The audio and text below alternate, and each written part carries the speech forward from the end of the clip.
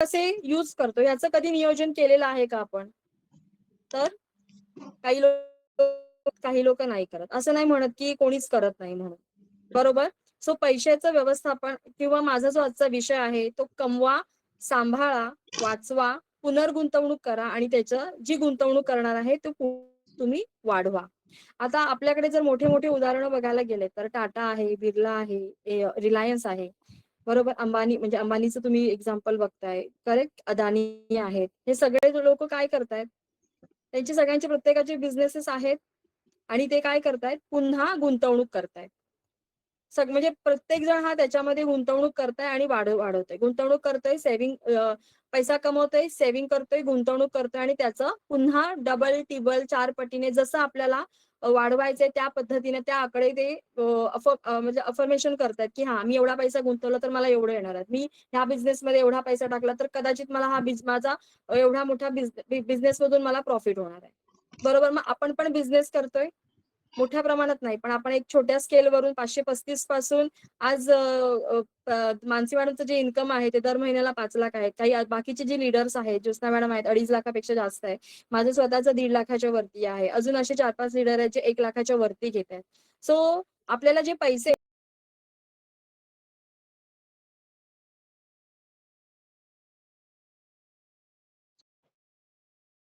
नाही केला त्याचा काय उपयोग होणार आहे का? तर नाही होणार आहे. बरोबर. त्याच्यानंतर दुसरं आहे, जर माझ्याकडे पैसे येत आहेत, जर मी त्या खर्चाचं नियोजन नाही केलं तर तरी सुद्धा त्याचा उपयोग आहे का? तर नाहीये. मी रिक्वेस्ट करेन जर कोणाला कॅमेरा वगैरे ऑन करता येत असेल तर करा. कारण की मला फक्त इथे दीप्ती मॅडम एकट्याच दिसतायत आणि बाकीच्या दुसरीकडे आहेत. सो फर्स्ट स्क्रीनवरती नाही दिसत आहेत. ओके, ठीक आहे. Thank you so much. त्याच्यानंतर कळालं. आणि बचत. जर मी आज पैसे कमवतेय आणि ते मी प्रॉपर त्याचा योग्य उपयोग करते आणि माझ्या खर्चाचं नियोजन करते आणि मग मी त्याची बरोबर बचत करते, तर मला ते भविष्यात उपयोगी येणार आहेत. जर मी बचत करते तर येस, बरोबर आहे. फक्त जास्त कमवणे पुरेसे नाहीये. जास्त भरपूर पैसा कमवणे पुरेसे आहे का? बरोबर आहे का? पैसा आपला मी भरपूर कमवते. पण तो जातोय सारखा खर्चामध्ये किंवा मी नुसती शॉपिंग करते किंवा इकडे जाते, तिकडे जाते आणि at the end of the month 25 तारखेनंतर माझ्याकडे काही पैसे शिल्लक राहत नाही. तर त्या पैशाचा उपयोग आहे का? नाहीये. म्हणजे कमावलेला पैसा योग्य ठिकाणी आपल्याला वापरणे फार महत्वाचे आहे. बरोबर. त्याच्यानंतर काय आहे, ह्या सगळ्या गोष्टींचा आपल्याला प्रॉपर समतोल सुद्धा राखणं गरजेचं आहे. म्हणजे काय? उत्पन्न, खर्च, बचत आणि व्यवसायामध्ये होणारी गुंतवणूक. आता तुम्ही मगासपासून म्हणत असाल की व्यवसायामध्ये होणारी गुंतवणूक म्हणजे काय? पुनर्गुंतवणूक म्हणजे काय? तर त्या पॉइंटवरती सुद्धा आपण येऊ. सो सगळ्यांनी आपली जर डायरी वगैरे घेऊन बसले असतील ना, तर एक तुम्ही एक सर्कल काढून घेऊ शकता आणि त्या सर्कलचे 4 पार्टमध्ये डिव्हिजन करू शकता. एक सर्कल काढला आणि त्याच्याबरोबर 4 पार्टमध्ये त्याचं डिव्हिजन करू शकता. सो आपल्याला 100% जर आपण कमवतोय 100%, तर त्याच्यामध्ये आपण असं समजूयात की 25% हा माझा घर खर्च झाला.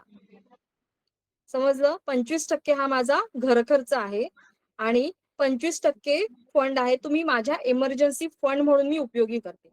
इमर्जन्सी फंड म्हणजे काय? की पहिली गोष्ट म्हणजे आपला 25% एक्सपेन्स जो मी सांगितला तो घर खर्च. घर खर्च म्हणजे काय? किराणा झाला किंवा आपल्याला ट्युशन्स फीज आहेत किंवा मुलांच्या फीज आहेत, ह्या सगळ्या फीज झाल्या. बरोबर. तर ह्या सगळ्या आपण आपल्या घर खर्चामध्ये आपण घालू शकतो किंवा लाईट बिल झालं, फोन बिल झाले, रिचार्ज झाले, टीव्हीचा रिचार्ज झाला, वायफायचा रिचार्ज झाला, ह्या सगळ्या रोजच्या आपल्या घर खर्चातल्या गोष्टी आहेत. सो त्याच्यासाठी आपण 25% फंड ठेवू शकतो 100% मधला आणि 25% फंड आहे तो आपण इमर्जन्सीसाठी ठेवू शकतो. त्यात इमर्जन्सी मध्ये काय येतं की मेडिकल इमर्जन्सी.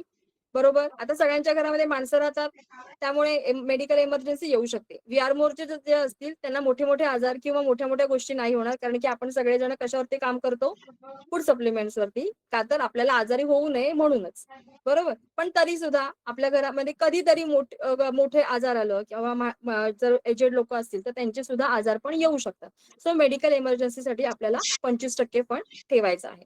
त्याच्यानंतर आहे टीम डेव्हलपमेंट. आता तुम्ही म्हणाल की टीम डेव्हलपमेंट म्हणजे कुठली टीम डेव्हलपमेंट? सो मोर मध्ये जेव्हा आपण स्वतःचा आयडी घेतो 3150 भरून आणि त्याच्यानंतर जेव्हा आपल्या खाली आरती आणि भारती येते, तेव्हा आपण त्या दोघी जणींचे लीडर होतो. समजलं? सो त्याच्यानंतर आपली टीम सुरू होते आणि त्या टीम डेव्हलपमेंटसाठी आपल्याला काही फंड आहे तो बाजूला करणं गरजेचं आहे. म्हणजे काय? व्यवसायातली पुनर्गुंतवणूक, याला म्हणतात व्यवसायातली पुनर्गुंतवणूक. समजलं? त्याच्यानंतर जे आहे सेव्हिंग. सेव्हिंग किती? 25%. आता 25% सुद्धा तुम्ही 24% सेव्हिंग करू शकता आणि 1% आहे तो कशासाठी असतो सांगा मला, कुणाला माहितीये का? जर 25% सेव्हिंग असेल आणि 24% आपण सेव्हिंग मध्ये पकडला आणि 1% जर आपण बाजूला ठेवला तर तो कशासाठी असतो? कुणाला माहितीये? देवासाठी. येस येस, तो आपल्याला दान करायचा असतो. समजलं?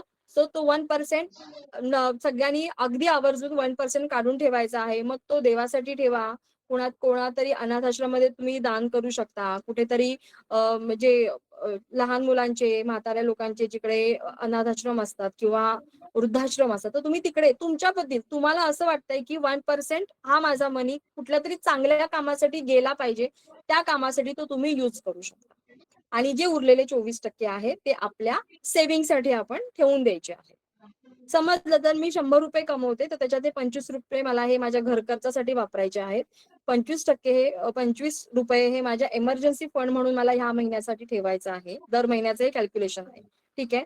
त्याच्यानंतर 25 रुपये हे माझ्या टीमच्या डेव्हलपमेंटसाठी मला वापरायचे आहेत आणि 24% हे माझ्या सेव्हिंगसाठी, का तर जर मी आता सेव्हिंग केली तर मला ती भविष्यात मला उपयोगी येणं गरजेचं आहे. म्हणून ते 24% मला आता ठेवून देते 24 रुपये आणि 1% किंवा 1 रुपया आहे तो मी माझ्या कुठेतरी दानपेटीमध्ये मी बाजूला काढून ठेवते. हे समजलं? येस. सो घर खर्च मी तुम्हाला सांगितला की घर खर्च आपण असा पद्धतीने मॅनेज करू शकतो किंवा मेडिकल इमर्जन्सीसाठी आपण इमर्जन्सी फंड वापरू शकतो. जो चौथा पार्ट सांगितला, तिसरा पार्ट सांगितला 25% टीम डेव्हलपमेंटसाठी. सो टीम डेव्हलपमेंटसाठी हा आपण कसा गुंतवणूक करू शकतो? तर टीम डेव्हलपमेंटमध्ये बघा, आपल्याला आपली टीम फक्त, आता मी विरारमध्ये राहते तर माझी टीम फक्त विरार पुरतीच आहे का? तर नाहीये. आता मगाशी मॅडमनी जेव्हा माझं कॉलिंग केलं तेव्हा माझी टीम कोणत्या साईडला आहे, महाराष्ट्रामध्ये आहे, तर महाराष्ट्रामधल्या कुठल्या कोपऱ्यामध्ये आहे ते सगळं सांगितलं. मग तिथे जाण्यासाठी आपल्याला काय लागतं? ट्रॅव्हलिंग लागतं. बरोबर. टीम डेव्हलपमेंटसाठी तिथे जाणार तर ती टीम डेव्हलप होणार. बरोबर. तिथे पण लोकच असतात, पण त्या लोकांना पुढचं नॉलेज देण्यासाठी, कोर बेसिक घेण्यासाठी, होम मीटिंग घेण्यासाठी जर मला इथून ऑल द वे ट्रॅव्हल करून जर मला पुण्याला जायचं झालं तर तो माझा एक्सपेन्स होऊ शकतो. मग जर मी तो आधीच बाजूला काढून ठेवला तर मला त्या महिन्याचा बर्डन येणार आहे का? तर नाही येणार आहे मला. जर मी आता माझं पूर्ण प्लॅनर रेडी आहे, मला पुढच्या महिन्यामध्ये जायचंय पुण्याला, कोल्हापूरला आणि फॉर एक्झाम्पल जायचंय मला साताऱ्याला. तर माझं हे पूर्ण प्लॅनिंग झालेलं आहे आणि त्या ह्याच्यामध्ये मला ठरलेल्या आहेत माझ्या ह्या डेट्स अशा आहेत. जर मी ह्याच महिन्यामध्ये त्याचं प्लॅनिंग केलंय आणि 25% फंड जर मी टीमसाठी काढून ठेवलेला आहे तर मला पुढच्या महिन्यामध्ये त्याचा भुर्दंड होणार आहे का? किंवा मला बर्डन वाटणार आहे का त्या गोष्टीचं? तर नाही वाटणार आहे. कारण की मी ऑलरेडी मला जे 100 रुपये मिळालेले आहेत ह्या महिन्यामध्ये, त्याच्यातले मी 24 रुपये, 25 रुपये मी माझ्या टीमच्या डेव्हलपमेंटसाठी मी बाजूला काढून ठेवलेले आहेत. जेवढा आपला सेव्हिंग असणार आहे टीम डेव्हलपमेंटची, त्याच पद्धतीने तुम्ही तो पैसा पुनर्गुंतवणूक करायचा आहे. तुमच्याकडे राहिलेत 25 रुपये आणि जर तुम्ही 100 रुपये खर्च करणार असाल तर थांबा, तसं करू नका. तुमच्याकडे 24 रुपये 25 रुपये आहेत तर 25 रुपयाच्या हिशोबानेच तुम्ही तुमचं प्लॅनिंग करा टीम डेव्हलपमेंटचं सुद्धा. उगीच त्या गोष्टीचा बर्डन घेऊ नका. काय, कारण की कसं होतं, एकदा बर्डन आलं की मग आपल्याला स्ट्रेस येतो आणि मग शेवटी पैसा आहे तो स्ट्रेस आला की मग आपलं म्हणजे पूर्ण जे रुटीन आहे ते बारगळतं. सो असं नाही करायचंय आपल्याला. ह्या महिन्यामध्ये मी ह्या ठिकाणी गेले, पुढच्या महिन्यामध्ये मी पुढच्या ठिकाणी गेले. सो मी पुढच्या महिन्यामध्ये पण सेम मॅनेजमेंट वापरणार आहे. पुढच्या महिन्यामध्ये मी सुद्धा 25% माझे बचत करणार आहे. सो मी 25% जे बचत करणार ते मी पुढच्या महिन्यामध्ये दुसऱ्या मीटिंगसाठी वापरू शकते. बरोबर? समजतंय? आणि त्याच्यानंतर आहे आपलं 24% जे मी सांगितलं सेव्हिंगसाठी. तर सेव्हिंग आपण कोणत्या पद्धतीची करतो? कशी सेव्हिंग करतो? चॅट बॉक्स मध्ये येऊ दे म्हणजे मला कळेल की लोक ऐकतायत. आपण बायका, आता इथे पुरुष मंडळी पण आहेत पण बऱ्याचशा मला समोर इथे लेडीजच दिसत आहेत.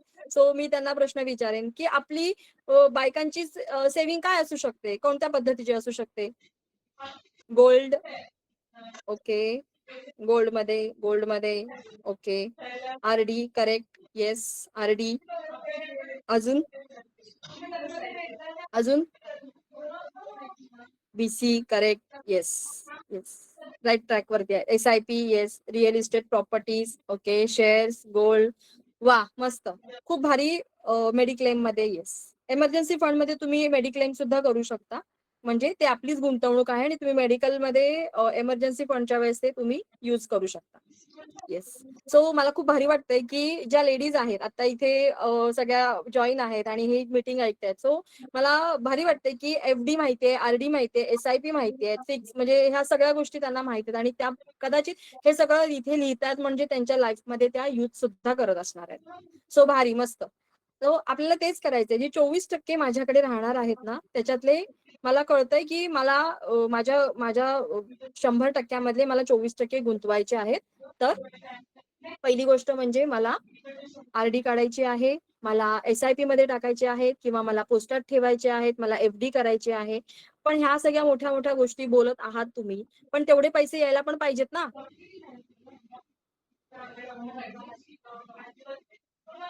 बरोबर ना. हे कधी होणार? तुम्ही जे म्हणताय की SIP, PPF वगैरे हे जे म्हणताय, तर त्याच्यासाठी तेवढा आपल्याला पे आउट आला पाहिजे, तेवढा आपलं इन्कम असलं पाहिजे. करेक्ट? कारण की मिनिमम क्रायटेरिया पण असतो. येस, येणार आहेत. येस, येणार आहेत मॅम, नक्की 100%.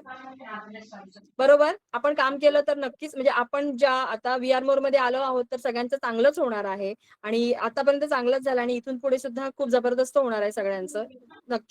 सो आपल्याला हे जे पैसे आहेत ते एकतर RD की एकतर तुम्ही SIP करू शकता, म्युच्युअल फंड्स मध्ये तुम्ही शेअर्स घेऊ शकता. करेक्ट. मी तर म्हणजे मी स्वतःच सांगेन तुम्हाला थोडंफार एक, की माझ्याकडे जेव्हा पैसे येतात ना तेव्हा मी पहिले टीमसाठी बाजूला काढून ठेवते आणि त्याच्यानंतर माझी सेव्हिंगची अमाऊंट मी पहिली बाजूला काढून ठेवते.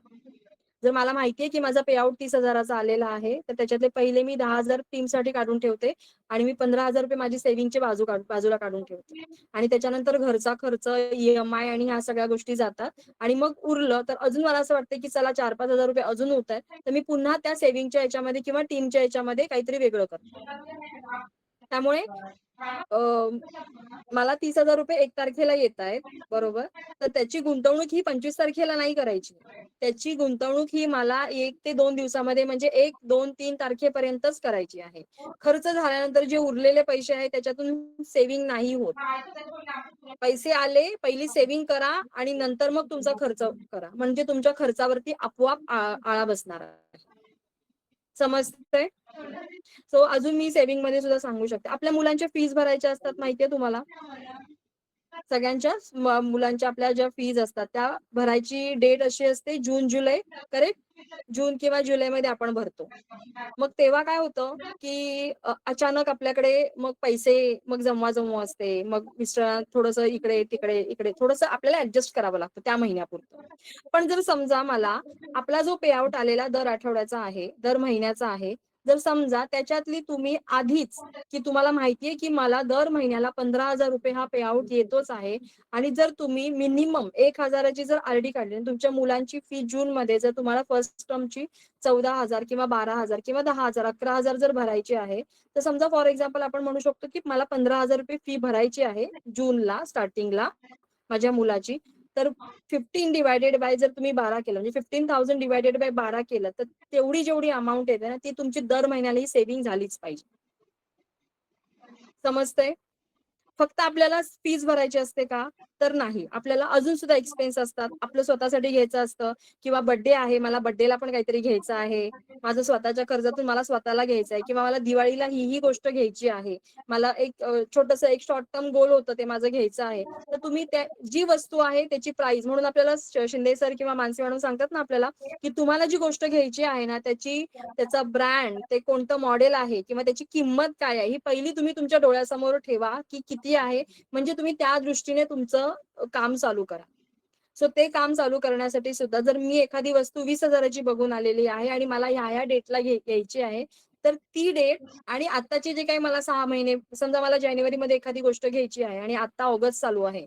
सप्टेंबर, ऑक्टोबर, नोव्हेंबर, डिसेंबर, जानेवारी 5 महिने आहेत माझ्याकडे.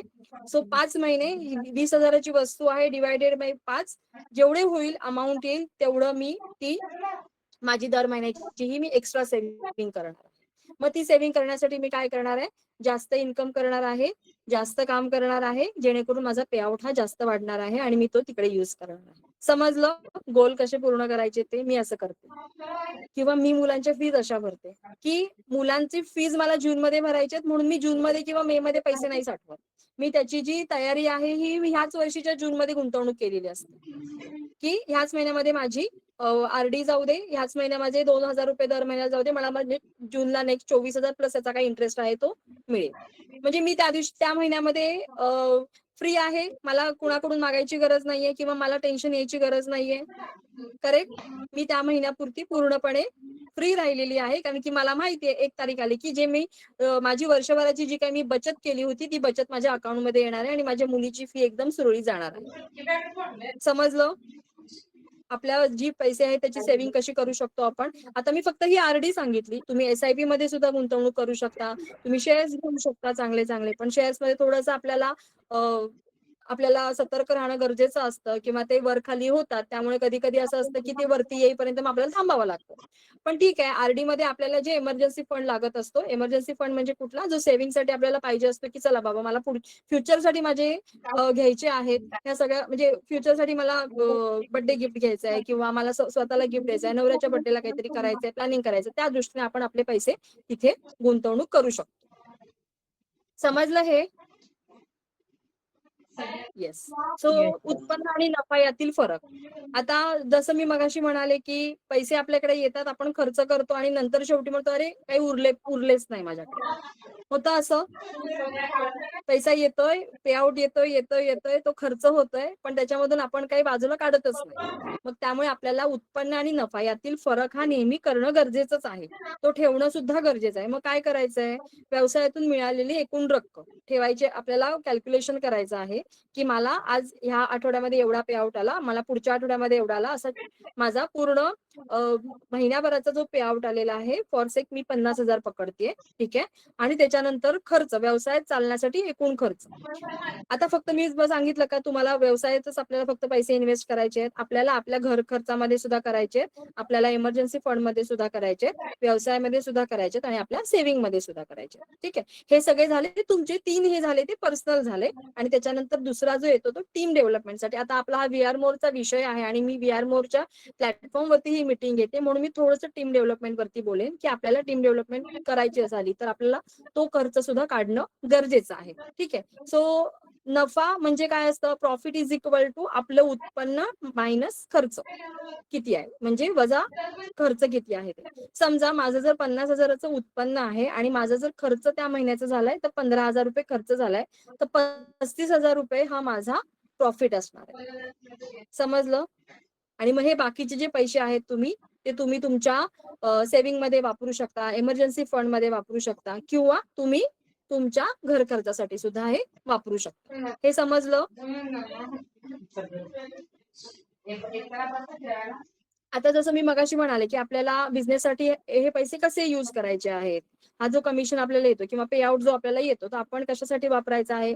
पहिली गोष्ट म्हणजे सांगितलं की ट्रॅव्हलिंग, प्रवास, त्याच्यानंतर मीटिंग, ट्रेनिंग, मार्केटिंग, व्यवसाय यांचा खर्च. समजलं कसे कसे युज करायचे. त्याच्यासाठी 4 बेसिक मोठे मोठे असतात, 4 बेसिक बीओपी आपल्या स्वतःच्या टीमसाठी बीओपी अरेंज करायचे आहेत. फॉर एक्झाम्पल आता मागच्या महिन्यामध्ये सुद्धा 2 बीओपी झाले आमचे, म्हणजे एक बीओपी झाला, एक 4 बेसिक झाला. तर त्या 4 बेसिक साठी ऍज अ लीडर म्हणून मानसी मॅडमनी ते, म्हणजे आम्ही सगळ्या लीडर्सनी ते इनिशिएटिव्ह घेतलं. मानसी मॅडम तिथे होत्या, मानसी मॅडमनी सुद्धा त्या ह्याच्यामध्ये खूप छान असं योगदान दिलेलं सगळ्याच गोष्टीने. म्हणजे आपलं जी गुंतवणूक आहे ती सुद्धा असते त्यांची. असं नाहीये की त्या टॉपच्या लीडर झाल्या तर त्या आपल्याला हेल्प करत नाहीत, पण आजही सुद्धा डे 1 पासून मी आहे त्यांच्यासोबत. डे 1 पासून ते आतापर्यंत त्यांचं कॉन्ट्रीब्युशन हे नेहमीच सगळ्या मिटिंगसाठी राहिलेलं आहे. ठीक आहे, जर त्या करू शकतात तर आपण पण नक्कीच करणं गरजेचं आहे आपल्या टीम डेव्हलपमेंटसाठी. आणि त्यांनी ही डेव्हलपमेंट केली, त्यांनी हे एक्सपेन्स केले आणि म्हणूनच त्यांची टीम एवढी मोठी झालेली आहे. ठीक आहे. सो आपल्याला जर आपल्या टीमला डेव्हलप करायचं असेल तर आपल्याला सुद्धा जो मिळवलेला पैसा आहे तो त्यांच्यावरती खर्च करणं गरजेचं आहे. तो खर्च म्हणजे काय असा आहे का की पार्टी दे, हे दे, ते दे, असं नाहीये. त्यांच्याच डेव्हलपमेंटसाठी त्यांनाच आपल्याला बीओपी अरेंज करून द्यायचे आहे, त्यांनाच कोर बेसिक घ्यायचं आहे, त्यांचेच जास्तीत जास्त जेवढे ट्रेनिंग होतील तेवढे करायचे आहेत. एलडीपी सारखे मोठे मोठे जे आपले प्रोग्राम्स आहेत ते करायचे आहेत. सो त्याच्यातून काय होणार आहे, आपल्याला आपली टीम वाढत जाणार आहे आणि आपल्याला जास्तीत जास्त अजून पैसे कमवण्याची संधी मिळणार. हे समजलं? समजलं? Yes. So cash in, cash in म्हणजे काय असतं, आपल्याला पैसे येतात, आणि कॅश आउट, कॅश इन म्हणजे काय, मिळालेला प्रत्यक्ष पैसा जो आपल्याकडे पे आउटच्या स्वरूपात जो मंगळवारी येतो तो. आणि कॅश आउट म्हणजे काय, प्रत्यक्ष केलेला खर्च म्हणजे काय, जो मिळालेले पैसे आहेत, समजा मला 50,000 मिळालेले आहेत, त्याच्यामध्ये मी प्रत्यक्षपणे जो खर्च केलेला आहे तो. पुढील आपल्याला पहिली गोष्ट म्हणजे आपला जो पैसा येणार आहे, म्हणजे समजा पे आउट जो येतो आपल्याला, तर तो आपण सांगू शकतो का तो मला फिक्स मिळतो, तर तो आपला फ्लक्च्युएट होतो. बरोबर. कधी मला पहिल्या आठवड्यामध्ये 20,000 येतो, तर कधी दुसऱ्या आठवड्यामध्ये मला 25,000 येतो. कधी ती अमाऊंट कमी पण होते, कधी ती अमाऊंट जास्त पण होते. आपण किती काम करतो ह्या सगळ्यावरती या गोष्टी डिपेंड असतात. त्यामुळे आपला खर्च आणि आपला जो एक्सपेन्स आहे, घर खर्च, एक्सपेन्स, आपली सेव्हिंग ही त्या पद्धतीनेच असली पाहिजे. आपल्याला माहितीये की सरासरी मी 50,000 पर्यंत पोहोचलेली आहे, किंवा मी सरासरी 20,000 पर्यंत म्हणजे 20,000 तरी मला महिन्याला येतातच येतात. तर मी त्या पद्धतीनेच माझी गुंतवणूक करणार आहे, त्या पद्धतीनेच मला माझा घर खर्च वाढवायचा आहे, मला त्या पद्धतीनेच मला पुढचं नियोजन करायचं आहे. नाहीतर असं होतं की मला एका महिन्यामध्ये आले 50,000 रुपये, आणि पुढच्या महिन्यामध्ये जर मला आले 20,000 रुपये, आणि 50,000 येतात, आणि पुढच्या महिन्यामध्ये पण मला 50,000 येणार, म्हणून मी जर आधीच काहीतरी गुंतवणूक करून ठेवली ज्याचे मला दर महिन्याला द्यायचे, आणि जर ते नाही आले तुम्हाला, तर काय होऊ शकतं, आपली स्वतःची म्हणजे आपली स्वतःची आपण स्वतः फसवणूक करू शकतो. कारण की फसवणूक म्हणजे आपण डिमोटिवेट होऊ शकतो की अरे मी तर 50,000 आला म्हणून मी ही सेव्हिंग म्हणजे ही गोष्ट करून ठेवली, पण मला पुढच्या महिन्यामध्ये 20,000 आले. मग आपण थोडेसे डिमोटिवेट होऊ शकतो. मग आपल्याला ते डिमोटिवेट न होण्यासाठी म्हणून आपल्याला जी म्हणजे आपली जी कुवत असणार आहे 20,000ची, बेसिकली जर समजा तुम्हाला 3 महिने लगातार 20,000 रुपये जर पे आउट, समजायचे की तुम्हाला चौथ्या महिन्यात सुद्धा 20,000 रुपये येणार आहे. मग तुम्ही समजायचे की हा माझा 20,000 रुपये हा माझा बेसिक पगार झालेला आहे, किंवा माझा पे आउट झालेला आहे. आता मला 20,000च्या वरती मला 30,000 वाढवायचा आहे, मला त्याच्यासाठी काम करायचं. मग पुन्हा आलं टीम डेव्हलपमेंटसाठी जो आपण केलेला पैसा, मग तो कसा लावायचा, तर तुमच्या टीम डेव्हलपमेंटसाठी तुम्ही जास्तीत जास्त मीटिंग्स करू शकता, जास्तीत जास्त ऑफर्स लावू शकता. ऑफर्स वरती तुम्ही जास्त लोकांना काम करण्यासाठी प्रयत्न म्हणजे तो फंड यूज करू शकता. समजलं? समजलं? हो हो. येस. Yes ma'am. कमिशन मिळाल्यावरच्या 5 स्टेप, म्हणजे आपल्याला जेव्हा पे आउट येतो त्याच्या ते मिळाल्यानंतरच्या 5 स्टेप कुठल्या? पहिली जी स्टेप आहे ती आहे थांबा, लगेच खर्च करू नका. समजलं? कोणाचा माईक ऑन आहे? अश्विनी मॅम. येस. पहिली गोष्ट, पहिला आहे कमिशन मिळाल्यानंतरची पहिली स्टेप आणि रूल काय आहे, तो आहे थांबा, लगेच खर्च करू नका. जसं मगाशी म्हणाले, ह्या महिन्यामध्ये 50,000ला पुढच्या महिने त्याच कन्सिस्टन्सी, त्याच चिकाटीने आणि त्याच जिद्दीने जर काम केलं तर तो 1 लाख सुद्धा होऊ शकतो. पण जर तुम्ही बाहेर नाही गेलात किंवा काम नाही केलं तर त्याचे 20,000 व्हायला वेळ नाही लागत. समजलं? त्यामुळे पहिला रूल आहे तो म्हणजे थांबा, लगेच खर्च नका करू. दुसरा आहे तपासा, या महिन्याचे आवश्यक खर्च कोणते आहेत ते तुम्हाला ते काढायचं आहे, अनालिसिस करायचं आहे की मला ह्या महिन्यामध्ये किती खर्च आहे, कोणते कोणते महत्वाचे खर्च आहेत. तिसरं आहे वाटणी करा, म्हणजे डिवाइड करा. जसं मी मगाशी सांगितलं, व्यवसाय, बचत, जबाबदाऱ्या आणि वैयक्तिक गरजा त्याच्यामध्ये डिवाइड करा. 20,000 आलाय तर त्याच्यामध्ये ते डिवाइड करा की मला कुठे कुठे कसे कसे द्यायचे आहेत ते. समजलं? त्याच्यानंतर आहे पुनर्गुंतवणूक. जसं मी मगाशी म्हणाले की आपल्याला पुनर्गुंतवणूक केली तर आपण अजून जास्त पुढे जाऊ शकतो, अजून जास्त काम करू शकतो, अजून जास्त पैसे कमवू शकतो. आणि तिसरं आहे नोंद करा, पैसा कुठे गेला, कुठे जातोय याची नोंद करा. त्या 5 स्टेप समजल्या कुठल्या कुठल्या आहेत त्या? थांबा, तपासा, वाटणी करा, पुनर्गुंतवणूक, आणि जे सगळं करताय त्याची नोंद ठेवा दर महिन्याची. कोण कोण ठेवतं डायरी मेंटेन, कोण कोण करतं? येस येस येस येस, मस्त.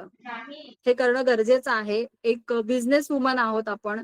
आपल्याला माहिती असलं पाहिजे की मी म्हणजे माझं इन्कम ह्या वर्षी किती होतं किंवा ह्या महिन्यामध्ये माझं इन्कम किती होतं आणि मी 2-3 महिन्यानंतर ते कुठपर्यंत पोहोचेल. जेव्हा तुम्ही हे कराल ना, लिहून ठेवाल ना तुमचे हे खर्च आणि तुमचं म्हणजे तुमचं इन्कम, तुमचे खर्च आणि तुमचा प्रॉफिट झालेला किती आहे, तुम्हाला मी सांगते, लिहून देते, पाहिजे लिहून घ्या की पुढच्या 3 महिन्यामध्ये तुमचा हा पेआउटचा जो अंक आहे ना तो बदललेला असणार आहे, जेव्हा तुम्ही ही मॅनेजमेंट कराल तेव्हा. समजलं? येस.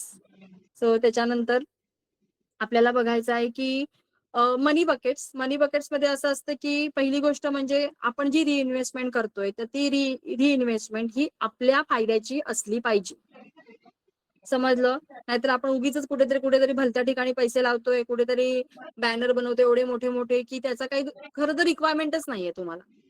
बरोबर? किंवा सोशल मीडियावरती मोठे मोठे ऍड्स देतोय किंवा काय, पण तुम्हाला माहितीच नाही ते सोशल मीडिया जर कसं हँडल करायचं तर त्याचा काय उपयोग आहे का? उगीच पैसे जाणार आहेत वाया. बरोबर? मोठे मोठे पॅम्पलेट्स आपण छापतो, सगळ्या गोष्टी करतो.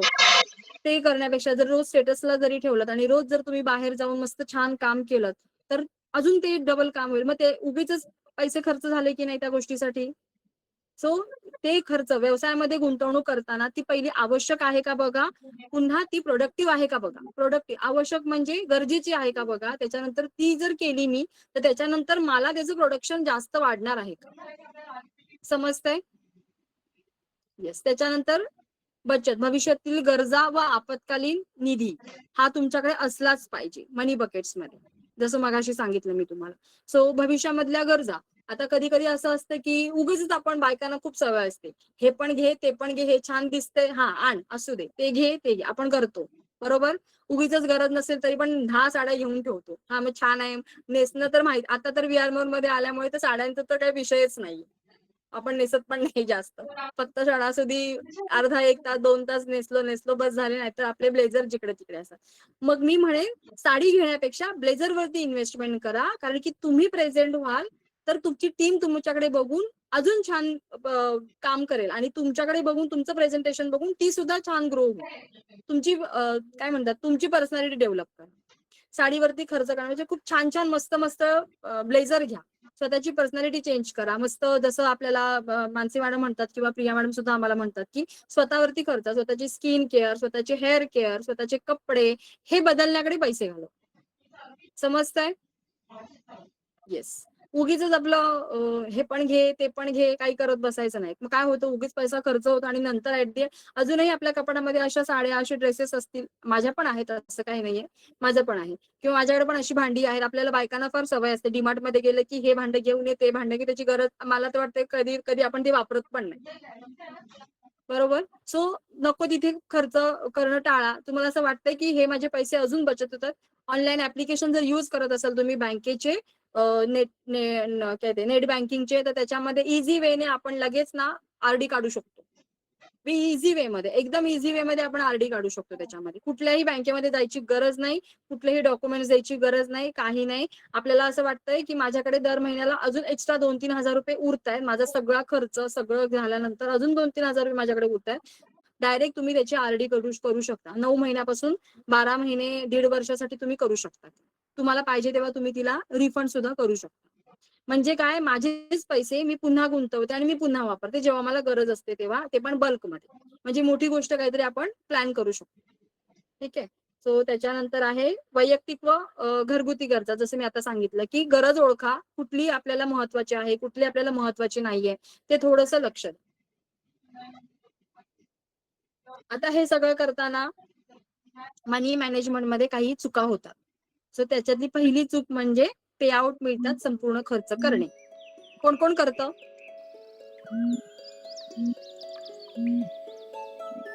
आपल्या सगळ्या बायका हुशार आहेत, त्यामुळे असं काही कोण करणार नाही. माझा आवाज येतोय ना? Yes ma'am. कारण की मध्येच आवाज जातो, त्यामुळे मी विचारलं. सो पे आउट मिळताच खर्च करणं किंवा पैसे येताच लगेच खर्च करणं आणि नंतर मग 20 तारखेनंतर बसायचं की आता पैसे संपले, आता मी कुठेच येणार नाहीये, मला कुठे जायचं नाहीये आणि सगळ्यांना मग सांगत बसायचं की हा आता नाही, आता नंतर बघू, आता 20 तारखेनंतर खळखळाट झालाय, आता 1 तारखेला पगार आल्यानंतर बघू किंवा पे आउट आल्यानंतर बघू. काही लोकांचं असं असतं मग, बरोबर, किंवा आलेला पैसा मी संपवला लगेच. सो असं नाही करायचं आपल्याला. आपल्याला पहिले ते खर्च म्हणजे ते पैसे जपणं गरजेचं आहे. त्याच्यानंतर बिझनेस आणि पर्सनल खर्च मिसळणे हे करायचं नाही. बिझनेस वेगळा ठेवायचा, पर्सनल खर्च वेगळा ठेवायचा, हे कधीही एकत्र नाही करायचं. म्हणून ते मगाशी मी तुम्हाला सांगितलं 25 25 24 25 24 आणि 1. सो ह्याचं जर तुम्ही प्रॉपर नियोजन केलं, दर महिन्याला घरचा खर्च वेगळा काढला, मी मेडिकलसाठी वेगळा काढला, तुम्ही टीमसाठी वेगळे पैसे काढले, तर हे तुमची ही चूक होणारच नाही तुमची. ठीक आहे. त्याच्यानंतर आहे गरज नसताना स्टॉक घेणे. कधी कधी असं असतं बघा की उगीच आपण स्टॉक घेऊन ठेवतो भरपूर, म्हणजे आपले प्रोडक्ट घेऊन ठेवतो. समजलं, प्रोडक्ट घेऊन ठेवतो आणि नंतर कधी कधी ते सेल होत नाहीत. मग काय होतं, ते पडून राहतात आपल्याकडे, मग उगीच गुंतवणूक असते आपली. किंवा आयडी वगैरे करण्यासाठी किंवा ऑफर लागली की आपण पैसे गुंतवून ठेवतो, बरोबर का, तर आपल्याला त्याचा पे आउट वगैरे येतो, पण ते पैसे, ते जे स्टॉक आहे तो तसाच राहतो. मग जर तो स्टॉक तुम्ही डबल पद्धतीने, चांगल्या पद्धतीने वापरणार असाल किंवा कुणाला त्याची ऑफरसाठी युज करणार असाल, तर तो तुमचा उत्तम पद्धतीने तो मार्गी लागू शकतो पैसा. तुम्ही त्याचे अजून 2-3 आयडी करू शकता.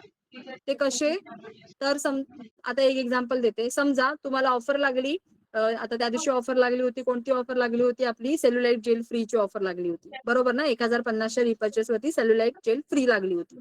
तर ते सेल्युलाइट जेल फ्री एका महिन्यामध्ये उपयोगी येणार आहेत का? जेवढे सरांनी 2 दिले होते का 4 दिले होते, 2 दिले होते, तर आपल्याला काय लगेच काय ते येणार नाही. मग ते काय करायचे की आपण जेव्हा आपल्या टीमसाठी जेव्हा ऑफर लावतो ना, मग तेव्हा तेच आपण तिकडे गुंतवणूक करायची की हा एक डायरेक्ट तुझा आयडिया आला तर हे माझ्याकडून तुला फ्री. गुंतवणूक झाली, ही त्याच प्रोडक्टची गुंतवणूक झाली. सो तुम्ही अशी गुंतवणूक पण करू शकता. जेव्हा तुम्ही रिपर्चेस वगैरे करता ना, तर ती रिपर्चेसचे प्रोडक्ट घेतल्यानंतर तुम्ही काय करायचं, रिपर्चेसचे प्रोडक्ट आणायचे जे स्वस्त असतील किंवा तुम्हाला वाटतंय की ते तुम्ही ऑफर्ड करू शकता, बरोबर, तुम्ही ते ऑफर्ड करू शकता, असे तुम्ही प्रोडक्ट घेऊ शकता आणि तुमच्याच टीमला तुम्ही त्याची ऑफर लावू शकता की एक आयडी आणला तर मी तुला स्प्रे देईन, किंवा 2 आयडी आणला तर तुम्हाला एक मी आपला फेमिनाईन स्प्रे फ्री देईन, किंवा 2 प्रूव्हिंग फ्री देईन. तुम्हाला जे बजेटमध्ये बसेल त्या पद्धतीने तुम्ही ते करू शकता. हे मी जस्ट एक्झाम्पल सांगते तुम्हाला. तुम्हाला ते कसे वापरायचे आहे, तुम्हाला कसे द्यायचे आहेत, ते तुमच्यावरती आहे. आता आम्हाला फॉर एक्झाम्पल तुम्हाला माहिती आहे की आम्हाला रिपर्चेस इन्कम सगळ्यांनाच जनरेट होतं, पण ज्यांची टीम मोठी आहे त्यांना ते रिपर्चेस जनरेट होतं, बरोबर. आता तुम्ही म्हणाल की दर आठवड्याला ते रिपर्चेस करतो. आता आम्ही रिपर्चेस करतो आणि काय करतो, ऑफर लावून टाकतो. समजलं. सो हा पैसा, हे जे आहे ही त्याला गुंतवणूक म्हणतात त्याला. ठीक आहे. सो ते झालं. आणि त्याच्यानंतर आहे उत्पन्न वाढण्यापूर्वी लाईफस्टाईल वाढवणे. अजून दुसरी काय आपण करतो, चूक काय करतो की जसं मगाशी म्हणाले की ह्या महिन्यामध्ये मला 50,000 रुपये आले, पण पुढच्या महिन्यामध्ये 10-15 हजारच आले, तर मला 50,000 आले म्हणून मी माझं लाईफस्टाईल पूर्ण चेंज करून टाकली. मी खूप ब्रँडेड वस्तू घेतल्या, मी हे घेतलं, मी ते घेतलं, तर त्याचा उपयोग आहे का? नाहीये, कारण की मग पुढच्या महिन्यामध्ये माझ्याकडे काही शिल्लकच नाही राहणार. सो तसं नाही करायचं आपल्याला. छोट्या छोट्या खर्चाकडे आपण दुर्लक्ष करतो. आपल्याला हल्ली जीपे आल्यामुळे ना आपल्याला कळत नाही की किती पैसे खर्च होतात ते. कॅश असली ना की आपण थोडासा हात मागे घेतो, बरोबर, की म्हणजे असं वाटतं की नाही कॅश म्हणजे हातातून जाते म्हणजे नको नको नको नको, आपण म्हणतो की नको, हे नको, नंतर घेऊ. पण जीपे असेल ना तर आपण पटकन जीपे करतो, स्कॅन कोड करतो आणि मग पैसे ते खर्च होऊन जातात. ठीक आहे. सो अनवॉन्टेड खर्च जे आहेत, आपल्याला असं वाटतं की जिथे आपण आळा घालू शकतो, तर त्या गोष्टी आपल्याला आळा घालणं गरजेचं आहे. आणि प्रत्येक गोष्ट आणि हिशोब न ठेवणे.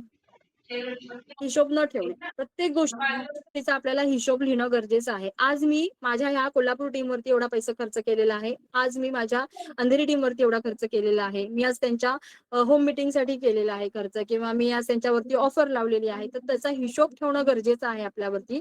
म्हणजे तुम्हाला कळेल की आज मी एवढी गुंतवणूक केली आणि एवढी गुंतवणूक केल्यामुळे आज तिकडनं मला 10 आयडी आलेले आहेत. सो त्याच्या पद्धतीने जर मला 10 आयडी आलेत आणि जर समजा मला 10 आयडीचं 1071 रुपये येत आहेत, तर मी 2,000 रुपये खर्च केले आणि मला त्या बदल्यामध्ये 1071 रुपये आलेले आहेत, तर मी प्रॉफिट मध्ये आहे की लॉस मध्ये आहे?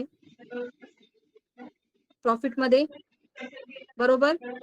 येस. सो हा खर्च करणं करणं पण गरजेचं आहे आणि तो लिहिणं सुद्धा गरजेचं आहे. म्हणजे तुम्हाला आयडिया येत जाईल की तुम्हाला त्याचं हे गुंतवणूक कोणत्या पद्धतीने कशी केली पाहिजे. समजलं? येस.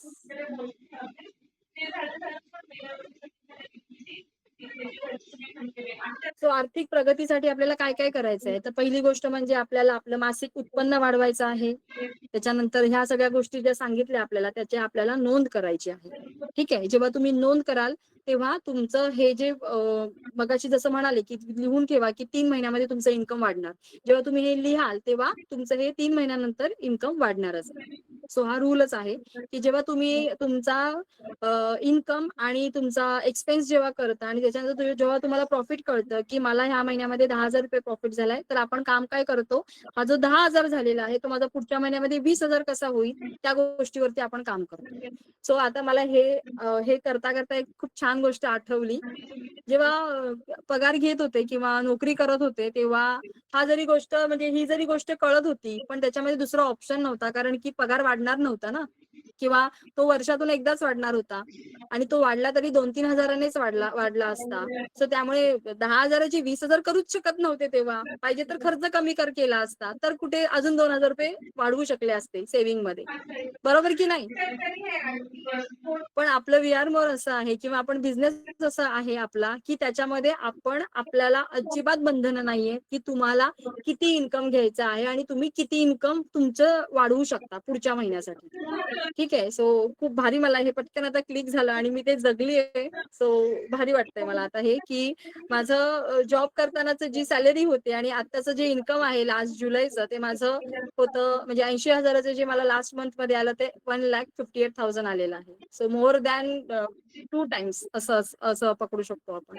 सो मला स्वतःलाच आता ते पटकन आठवलं म्हणून सांगावंसं वाटलं. तर म्हणजे एवढं आहे VR मोर आपल्याला एवढं देतं. ठीक आहे. सो मला खरंच कधीतरी या गोष्टीचा रिग्रेट होतो की नाही हे मी लवकर सोडलं असतं तर अजून चांगलं. पण काही रिस्पॉन्सिबिलिटीज असतात. एक हाऊसवाईफ म्हणजे काय म्हणतात पत्नी किंवा घरातलं एक सदस्य म्हणून काही आपल्या रिस्पॉन्सिबिलिटीज असतात आणि त्या रिस्पॉन्सिबिलिटी करता करता करता करता आपल्याला काही निर्णय आपण पटकन नाही घेऊ शकत. आणि पण जेव्हा घेतला तो फुल फ्लेज मध्ये घेतलेला आहे आणि त्याचा परिणाम लगेच दुसऱ्या महिन्यामध्ये मिळालेला आहे. त्यामुळे खूप भारी वाटतंय. सो थँक्यू सगळ्यांचे हार्ट्स येत आहेत मला. थँक्यू. आता आपण 1-2 एक्झाम्पल्स बघूयात त्याच्यामध्ये.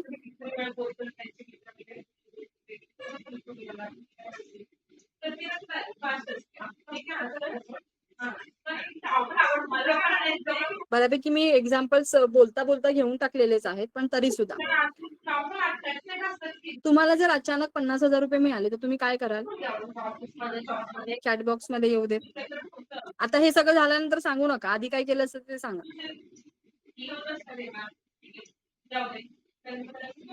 काय कराल?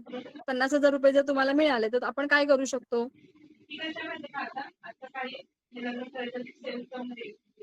चॅट बॉक्स मध्ये लिहा. येतोय का? आवाज येतोय का माझा? येतोय ना? हा. येतोय. स्पेंड केले असते, इन्व्हेस्ट केले असते, जपून ठेवून टीमच्या आणि VR मोड साठी युज केले असते. छान. स्वराली मॅम म्हणतात टीमसाठी आणि स्वतःसाठी म्हणजे युज केले असते. छान. FD करणं गरजेचं आहे, इन्व्हेस्टमेंट करणं गरजेचं आहे, फॅमिली एन्जॉय करायला घेऊन गेली असती. येस. होल्ड केले असते. हो. सो आपल्याला ते करणं गरजेचं आहे. आणि त्याच्यानंतर अजून एक मला विचारायचंय तुम्हाला की समजा आपण दिवसाला जर 100 रुपये अनवॉन्टेड काहीतरी खर्च करतोय, 100 रुपये बरोबर. दिवसाचा माझा अनवॉन्टेड म्हणजे छोट्या खर्चाचं मोठं रूप आपण म्हणतो की छोटे छोटे खर्च आपल्याला कधी कधी लक्षात येत नाही. समजलं? छोटे छोटे जे खर्च असतात ना ते खरं तर आपल्या लक्षात येत नाहीत आणि मग त्या छोट्या खर्चांचं कधी मोठ्या खर्चांमध्ये रूपांतर होतं ना ते आपल्याला कळतच नाही. तर त्याच्यामध्ये मी तुम्हाला एक एक्झाम्पल देईन. दररोज फक्त तुम्ही जर 100 रुपये अनवॉन्टेड खर्च करताय, दररोजचा जो अनवॉन्टेड खर्च आहे तो 100 रुपये बरोबर, आणि जर गुणिले त्याला 30 केलं तर तो 3,000 होतो. आणि 3,000 गुणिले जर 12 केला तर 36,000 होतो अनवॉन्टेड खर्च. सो तुम्ही ठरवा की तो अनवॉन्टेड खर्च कोणता आहे आणि आपल्याला तो कुठे कसा आळा घालायचा आहे. समजतंय? हे छोटे जे खर्च असतात ना अनवॉन्टेड, ते तू स्वतः लिहून ठेवा बुकमध्ये. माझा एक अनवॉन्टेड खर्च होता की ट्रेनमध्ये म्हणजे ट्रेन ट्रॅव्हलिंग करायची ऑफिसमध्ये असताना ना, तर तिथे ना एक बाई यायची आणि खूप तिच्याकडे ना बटाट्याचे चांगले चिप्स असायचे आणि ना मी खूप ठरवायचे की नाही खायचे नाही खायचे नाही खायचे. पण ना मला त्या बाईला बघितलं आणि ते बटाट्याचे चिप्स तिच्या हातामध्ये बघितलं ना की मला चव यायची म्हणजे यायची. आणि मी खूप म्हणजे कधी कधी मी तिला दुसरा डबा पकडायचे किंवा काय पकडायचे. ठीक आहे खाण्यावरती घालवावे, पण मला हे पण माहिती मी बटाटा खाते रोज, मी तेलकट बाहेरचं काहीतरी खाते वगैरे. सो हे सगळ्या गोष्टी मला खूप असं वाटायचं की नाही मला संपवलं पाहिजे. पण असतं ना कधी कधी एक आपल्या आपल्या अंगामध्ये किडा असतो आणि तो आपण नाही काढू शकत काही. आणि मी असं नाही काय मला काय होतंय मी फूड सप्लिमेंट खाते मला नाही काय होणार त्या तेलाने वगैरे काय होणार नाही वाटायचं. एक मन म्हणायचं की नाही चांगलं नाहीये हे नको खायला आपण. पण तरी सुद्धा त्या बाईला बघितलं ना की मी माझ्या खिशातून बरोबर 20 रुपये निघायचे आणि मी तिला देऊन टाकायचे आणि मी ते खायची. तो मला ते अजूनही त्या गोष्टीचा रिग्रेट आहे की अरे यार मी हे नव्हतं करायला पाहिजे होतं किंवा खायला नाही पाहिजे होतं. मग मी त्याचा हिशोब करायचे 20 गुणिले 30 करायचे असं ह्या सगळ्या गोष्टी करायचे मी तेव्हा हिशोब करायचे. पण ठीक आहे मग असं विचार राहू दे ना एवढं कमवते तर खाण्यावरती घालवलं तर काय होतंय हा विचार करायचे. पण नंतर मी घरी येऊन मिस्टरांना सुद्धा बोलले मी की सेम आता कोण म्हणाले निलांगी मॅम म्हणाल्या की फ्रूट अँड नट्स वरती आपण खर्च केला पाहिजे. अहो ते असायचे बॅगेमध्ये पण तरी सुद्धा त्या बाईला बघितलं की ते क्रेविंगच जायचं नाही. पण आता ते सुटलंय सगळं ते 20 रुपये वाचतात आता माझे. येस. सो आजची मीटिंगचा जो विषय आहे तो माझा इथेच संपतो आहे. सो थोडंसं माझ्याकडे असलेलं नॉलेज मी तुम्हाला देऊ शकलीये. तुम्हाला जर आवडलं असेल तर ते तुम्ही तुमच्या आयुष्यात तुम्ही वापरू शकता आणि जे काही तुम्हाला पॉइंट्स पटले नसतील ते माझे मला परत आहेत. So thank you so much. आज खूप जास्त संख्येने आज अजूनही 181 चा काउंट आहे आणि इथे म्हणजे उपस्थित आहेत सगळेजण. सो थँक्यू सो मच सगळ्यांना की आज ही मीटिंग तुम्ही अगदी शांत मनाने आणि शांत राहून आणि व्यवस्थित ऐकली असेल. सुरुवातीला मी थोडंसं स्पष्ट बोलले माईक साठी आणि ह्याच्यासाठी कारण की कसं होतं ना लिंक तुटते नवीन विषय येतात आमच्याकडे आणि त्याच्यातून आम्हाला थोडंसं अभ्यास केलेला असतो किंवा तो विसरून जातो किंवा काहीतरी राहून जातं एखादा पॉईंट. सो त्याच्यासाठी सुद्धा माफी मागते जर कोणाला वाईट वाटलं असेल तर त्या गोष्टीसाठी. Thank you so much. मानसी मॅमनी हँड रेस केलेला आहे. सो मानसी मॅमना पहिलं बोलायला देऊ. काही इन्स्ट्रक्शन्स आहेत ते आपल्याला आता देतील. Mansi ma'am please. Yes thank you so much Smita ma'am. खूप जबरदस्त मीटिंग घेतली. मला वाटलं आता चान्स मिळतो की नाही बोलायला, पण खूप मस्त जबरदस्त पॉइंट टू पॉइंट घेतलं आणि या गोष्टी बऱ्यापैकी आज आम्ही ह्या सगळ्या करू शकतो कारण वेळोवेळी आम्हाला सांगितलं गेलं आणि वेळोवेळी आम्ही त्या गोष्टी अप्लाय केल्या आणि त्यामुळे आज छान पद्धतीने मॅनेजमेंट होते. सो जे मॅडमनी सांगितलं त्याच्यामध्ये सर्व पॉइंट्स त्यांनी कव्हर केलेलेच आहेत. पण बऱ्याच वेळेला ना फक्त हे ऐकून घेतलं जातं, फक्त ऐकलं जातं, पण जेव्हा करायची वेळ येते ना तेव्हा मी ऑब्झर्व केलेलं आहे कारण मी बऱ्याच लोकांबरोबर असते की 100 मधला जसं मॅडमनी सांगितलं की 25% तुम्हाला टीम डेव्हलपमेंटसाठी ठेवायचा आहे. तर तो 25% ठेवायचा आहे, मान्य आहे, सगळं कळतं. पण जेव्हा खर्च करायची वेळ येते ना तेव्हा आपल्या हातातून पैसे सुटत नाहीत. आणि मी सगळ्यांना सांगून ठेवते, जोपर्यंत पैसे खर्च करणार नाहीत, पैसे येणार नाहीत. एकदम लिहून टाका कोऱ्या पेपरवर. मानसी मॅडम असं बोलल्या कारण हा पैसा मी तेवढ्या पटीने खर्च केला त्याच्या दुपटीने तो माझ्याकडे येतोय. कारण लक्ष्मी पण म्हणते ना अरे मी हिच्याकडे येते हिचं काही करतच नाहीये, म्हणजे हिला त्याची तेवढी गरज नाहीये. खर्च करा तुमच्याकडे ते पैसे डबल होऊन येणार आहेत. या गोष्टी स्मिता मॅडमना पण पटतील, म्हणजे मी त्यांना सुद्धा बऱ्याच वेळेला त्या तर ऑलरेडी करतात पण बऱ्याच वेळेला सांगितले की हे करा आणि त्यांनी तो अनुभव पण घेतला की जेवढे खर्च केले ना तेवढाच पैसा येतो आपल्याकडे. एवढा नाही आलाय, भरपूर पटीने आलाय. आणि मी तुम्हाला ही गोष्ट सांगेन, माझ्या म्हणजे मॅनेजमेंट, मनी मॅनेजमेंट हे माझ्याकडे VR मोरमध्ये येण्याच्या आधी सुद्धा होतं. म्हणजे जॉईन असतील त्या नेहमी मला सांगायच्या, की "तू खूप छान पद्धतीने सांगते." की माझी एक मैत्रीण होती ना, तिच्याकडे एवढा पैसा असायचा ना, पण ती ना नेहमी शॉपिंग कर, खर्च कर, हे घे, ते घे. आणि एकदा तिच्या मुलीला खूप आजारी होती ती आणि मेडिकल इमर्जन्सी आली. तेव्हा ती मला म्हणाली, की "तू देऊ शकते का हे ते?" तर मी म्हटलं, "अरे, तुझ्याकडे एवढे पैसे येतात, मग तुला हॉस्पिटलला भरायला पैसे." म्हणे, "नाही गं, जेवढा पैसा येतो आम्ही खर्च करतो." तिला मी शिकवलं होतं, की कसं LIC मध्ये टाक, कसं RD मध्ये टाक, कसं FD मध्ये टाक. आणि त्याचा फायदा तिला कोरोनामध्ये झाला आणि तिने मला मेसेज केलेला, की "तू मला ही सवय लावली ना आज कोरोनामध्ये, म्हणजे मी टिकू शकले. नाहीतर लोकांचं असं झालं ना, की कोरोनामध्ये पैसे हातात काहीच नव्हते, जॉब नव्हता तर." सो मॅमनी खूप खूप छान पद्धतीने तुम्हाला सांगितलेलं आहे. आणि त्यातलं 24 मधला जो 1% आहे, ऑब्व्हियसली ह्या सगळ्या गोष्टी तुमच्या पेआउटच्या हिशोबाने होणार. आज जर माझा ₹5,00,000 पेआउट असेल, तर मी माझं तर 25 नाही, त्याच्या साक्षी मॅडम असतील तर सांगतील, त्याच्यापेक्षा जास्त पटीने पैसा खर्च होतो. तेवढ्या पटीने येतो सुद्धा. पण 1% जो आहे, तो 1% म्हणजे प्रत्येकाची विश आहे. पण जरुरी नाहीये की तुम्ही तो दानपेटीत टाकावा. पण अशा कोणासाठी तरी खर्च करावा, की ज्याला त्याची गरज आहे. म्हणजे तुम्ही एखाद्याला अन्नदान करू शकता किंवा एखाद्या अनाथ आश्रममध्ये जाऊन देऊ शकता, किंवा आता मी माझा last to last birthday celebrate केला होता. तर मी वृद्धाश्रमात जाऊन त्यांना सगळ्यांना ज्या गोष्टी हव्यात त्या दिल्या होत्या. किंवा एखादा तुम्हाला वाटतं, की तुमच्याकडे येणारी बाई आहे किंवा कोणी आहे, जिला असं वाटतं, की बाबा तिच्या मुलाच्या शिक्षणासाठी नाही ती तेवढं करू शकत आहे किंवा काय. तर तिथे ते तुमची चॉईस असेल, की तो 1% पण तो अशा कामासाठी गेला पाहिजे ना, की तिथून तुम्हाला दुवा मिळाली पाहिजे. ओके. मग आता जसं स्मिता मॅडमनी सांगितलं, की 50,000 असेल, तर त्या पद्धतीने 12,500 असतील. मग 5,000 असेल तर किती असणार आहे? ₹1,250. ओके. 535 असेल तर किती असणार आहेत? ₹125. जे काही तुमचे असतील. आता तुम्हाला वाटतं, की काय 125 बाजूला ठेवायचे, पण ठेवा. ठेवा. त्याचा तुम्हाला भविष्यात तुम्हाला कळेल, की यार आपल्याकडे पैसे एवढे नाही म्हणता एवढे पैसे जमा झालेत. आणि ऑफ कोर्स 535 हाच पेआउट तुमचा राहणार आहे का?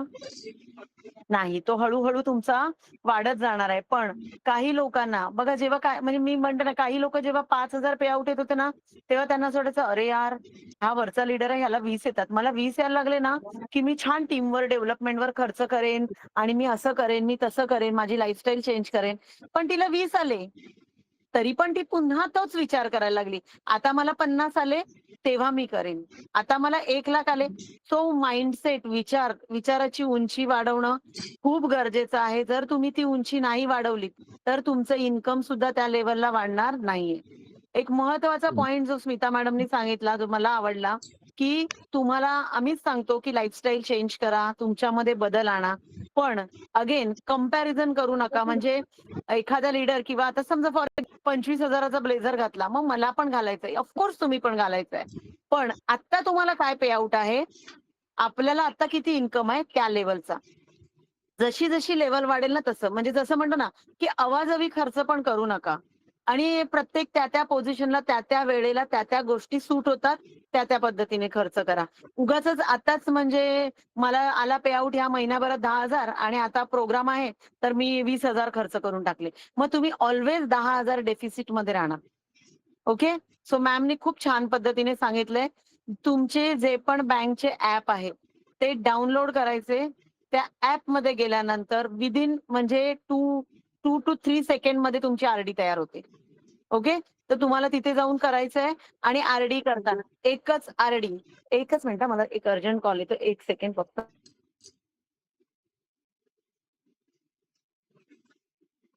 दिलेले आहेत आणि आजपर्यंत मी त्यांना गुरु मानलेला आहे किंवा आज बरेचसे जण आपले जे VR मोरमध्ये कनेक्टेड आहेत, ते आपल्या शिंदे सरांना गुरु मानतात आणि त्यांनी जे दिलेले पॉइंट्स आहेत, ते सुद्धा त्यांनी म्हणजे ते सुद्धा एवढे भयंकर आहेत आणि ते एवढ्या लेव्हलपर्यंत काम करतात. त्याचं एक उदाहरण म्हणजे मी आहे, की माझं तुम्हाला वाटतंय का, की 80,000 चा पगार सोडून हे एका रात्रीतलं डिसिजन असणार आहे? येस, आवाज येतोय? Sorry, yes. लेफ्ट झाले. हां. हां, सो बोला. आरडी करताना पण एक गोष्ट मी तुम्हाला सांगते, की असं नाही करायचंय, की मला म्हणजे एक 10,000-20,000 रुपये येणाऱ्यांना सांगते, की बाबा मला 5,000 रुपये सेव्हिंग करायचे आहेत. तर पूर्ण 5,000 ची आरडी करायची नाही. टप्प्या-टप्प्यात करा. 1,000, 1,000 ची, 1,000 ची, एक अशी 3 1,000च्या, 1,000 ची अशी. त्याचं पण कारण सांगते, की तुम्हाला असं वाटतं, की नाही मला आता 10,000 ची गरज आहे. मग एकच आरडी तुम्ही तोडाल. राइट? खूप मॅनेजमेंट, फायनान्स मॅनेजमेंट खूप गोष्टी आहेत. एक जस्ट आम्ही बघा ह्या सगळ्या गोष्टींसाठी लोकांना खरंच पे करावं लागतं. पण आपल्या व्ही-आर मोडमध्ये आम्ही तुम्हाला या गोष्टी सगळ्या सांगतोय. अगेन तुम्ही लूज पैसे ठेवलात डाळीच्या डब्यात इकडे, तिकडे, तिकडे तर तुम्हाला त्याच्यामध्ये समजा 10,000 रुपये डाळीच्या डब्यात ठेवले 1 वर्ष. तर त्याच्यावर व्याज येईल का? नाही. पण जर बँकेत ठेवलात तर 600-700 जे पण काय 7% या 6% जो रेट आहे, तर 700 रुपयाची त्याला भर पडेल. ओके? सो ह्या गोष्टी करा आणि मी ना ह्या गोष्टी माझ्या आईकडून सुद्धा शिकलेली, की आमचं शॉप होतं आणि शॉपमध्ये जेव्हा आपण जेव्हा प्रॉडक्ट सेल करतो, तर माझ्या आईनं असे वेगवेगळे तिचे 5-6 डबे होते. तर मी तिला म्हणायची, "हे काय करते तू?" रोज रात्री ती जेव्हा गल्ला हे करायची आणि बघा आपण कसं शिकतो, तर त्या गल्ल्यामध्ये ना तिची ती सवय होती. तिचे 5 ते बॉक्स होते ना, तर ती प्रत्येकात ₹100-100 ₹200-200 असं टाकायची. आणि उरलेलं मग पुन्हा माल. कारण बघा सेम जे शॉपमध्ये ना तेच आपल्या बिझनेसमध्ये आहे. तुम्हाला माल घ्यायचा आहे, बरोबर? मग ती मला काय म्हणायची, की आज जर 10,000 चा बिझनेस झाला, तर मी 10,000 सगळे पुन्हा मालाला दिले, तर मला माझा प्रॉफिट नाही कळणार. मग तिने एक डोक्यात ठेवलं होतं, की एवढा बिझनेस झाला ना, तर माझा प्रॉफिट 20 किंवा 30% तर 2,000 माझे आहेत. ते ती वेगवेगळ्या डब्यांमध्ये टाकायचे.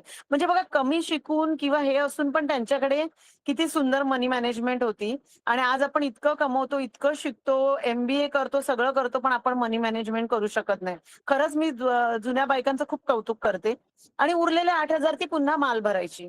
असं ते तिचं होतं आणि तीच सवय मला म्हणजे मला पण लागली, की छोट्या-छोट्या आर-डी आणि अगदी तिचं वर्षाचा मसाला करायचाय आणि बाकी करायचंय ना, त्याचे पण मसाला-बिसाला करायला 2,000-2,500 लागण्याचा तिचा तो एक बॉक्स असायचा, की बाबा आपल्याला मे महिन्यामध्ये गावी जायचंय. गावी गेलं की तुम्हाला माहिती आहे कोकणात गेलं की 15,000-20,000 खर्च आहे. मग तिचे ना दर महिन्याला 1,000-2,000 बाजूला. त्यामुळे कधी माझ्या पप्पांना लोड नाही आला. सो या मनी मॅनेजमेंट तुम्ही पण करा. खूप जणी काय करतायत व्ही-आर मोडमधून पैसा घेतायत, खर्च करतायत.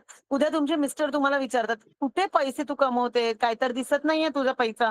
तर त्यावेळेला तुम्ही जर साठवलेले 20,000 काढून पटकन देताय आणि म्हणताय, "चला आपण कुठेतरी छोट्या ठिकाणी का होईना माथेरान, महाबळेश्वर फिरून येऊया. चला मी देते पैसे." मग ते तुमच्याकडे असणं गरजेचं आहे. ठीक आहे? किंवा तुमच्या मुलांची फीस जसं मॅडमनी सांगितलं. तर या सगळ्या गोष्टी ना आजपासून खरंच चालू करा. मनी मॅनेजमेंट चालू करा. ऑलरेडी तुम्हाला गोल बुक बनवायला सांगितलेलं आहे.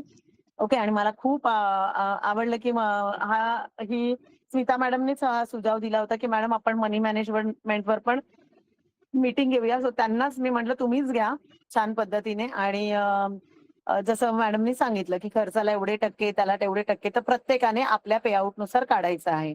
ओके. आणि आपल्या सेव्हिंग करायच्या आणि ऑफकोर्स पैसे वाढत जाणार आहेत. पी-आर मोरमध्ये खूप इन्कम येणार आहे. फक्त आता तुम्ही खूप सगळे जबरदस्त काम करतायत. माझ्या सर्व लीडर्सच्या टीम खूप छान पद्धतीने काम करतायत आणि आज एकाच वेळेला 5-5, 6-6 ठिकाणी बी-ओ-पी होतायत. पण एक सर जसं विकास सर म्हणाले, एकाच वेळेला 25-25, 50-50 ठिकाणी बी-ओ-पी झाले पाहिजेत आणि हे चित्र सप्टेंबर नंतर नक्कीच अजून जोरदार बदलणार आहेत. सो त्याच्यासाठीचे काही गोष्टी, काही रूल्स आहेत, ते मी तुम्हाला जस्ट सांगतेय. एकच सेकंड.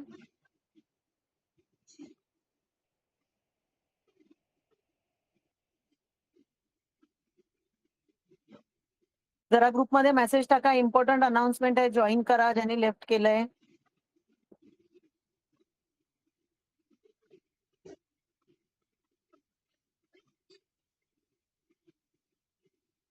फास्ट फास्ट सांगा, फास्ट जॉइन करा. मानसी मॅडम इम्पोर्टंट इन्स्ट्रक्शन देतात असे मेसेज टाका. कारण पुन्हा काही लोकांना गोष्टी कळणार नाहीये आणि प्रॉब्लेम होऊ शकतो. Yes, yes Neelam ma'am. Okay. तो अभी आप लोग जो भी न्यू ज्वाइनिंग और जो भी रीपरचेज का ऑर्डर ले रहे हो, हमारा सॉफ्टवेयर बंद है, लेकिन हमारे ऑर्डर लेने का काम और आईडी क्रिएशन नहीं हो रहे, लेकिन आईडी आप बना सकते हो, मतलब आप जाके प्रोडक्ट ले सकते हो, रिसिप्ट बना के ले रहे हो, जिनके आईडी हमारे बनाने के पेंडिंग रखे गए हैं, ठीक है? तो ये सब प्रोसेस मतलब रीपर्चेस और आईडी लेना, ये सिर्फ और सिर्फ 31 अगस्त तक ही रहेगा। 1 सितंबर से आपको कोई भी आईडी, कोई भी रीपर्चेस नहीं करना है, फ्रेंचाइजी आपको नहीं देगी अप टू 9 सितंबर, मतलब 1 से 9 हमारे फ्रेंचाइजी से माल मिलना, नया आईडी करना, रीपर्चेस करना, ये 9 दिन काम बंद रहेगा। ठीक है? अगर आप लोगों को लगता है मुझे लगेगा कुछ भी है, तो आप अभी 31 तारीख के पहले ही अपना रीपर्चेस कर लो या जो भी करना है वो करके रख दो। आपको आईडी के लिए भी लगता है कि मुझे थोड़े प्रोडक्ट लेने हैं, तो आपको 15-20 हजार 10 हजार जो भी माल उठा के रखना है वो आप रख सकते हो, लेकिन आपको फ्रेंचाइजी से माल नहीं मिलेगा। उसका रीजन भी मैं बताती हूँ कि हमारा सॉफ्टवेयर अपडेट होने जा रहा है, हमारी वेबसाइट अपडेट होने जा रही है, हमारा मोबाईल ॲप आने जा रहा है, तो हम वी आर मोर 2.0 म्हणजे मराठीत विकासांच्या भाषेत वी आर मोर आता कात टाकणार आहे आणि नवीन कात येणार आहे आणि ती सुपर चमकदार असणार आहे. सो जेव्हा आपण एखादा अपडेट करतो, एखादी नवीन गोष्ट होते, थोडासा त्रास होतो. पण आपण जर आयडी घेतच राहिलो तर इन्व्हेंटरी करणं, ज्या लोकांना इन्व्हेंटरी कळतं, स्टॉक कळतं, त्यांना हे कळू शकतं की इन्व्हेंटरी करावी लागते. फ्रेंचायझीला ऑल ओव्हर जो माल पडलेला आहे तो किती आहे, किती उरला. मग जर आपण घेतच राहिलो तर काय होणार आहे, प्लस मायनस करायला प्रॉब्लेम होणार आहे. ओके, तर त्यातून तुम्हाला एखादा आयडी आला तर त्याचं पेमेंट घेऊन ठेवा, तुमच्याकडेच ठेवा, कुठल्याही फ्रेंचायझीला द्यायचं नाहीये. आपण 9 तारीख नंतर आपलं जेव्हा सॉफ्टवेअर चालू होईल तेव्हा सगळ्यात पहिले तुमचे 31 तारीख पर्यंतचे पेंडिंग, सबसे पहले आप लोगों के जो भी आईडी पेंडिंग है 31 तारीख तक के, उनका आईडी क्रिएशन होगा। सॉफ्टवेयर नया होगा तो बहुत सारे लोगों को, नए लोगों को आईडी मारने के लिए शायद दिक्कत आ सकती है, तो वो चीजें हमारे थ्रू मतलब लीडर्स के थ्रू होगी, तो टाइम लगेगा, तो हमको 2-3 दिन वो आईडी क्रिएशन करके खत्म करने को लगेगा।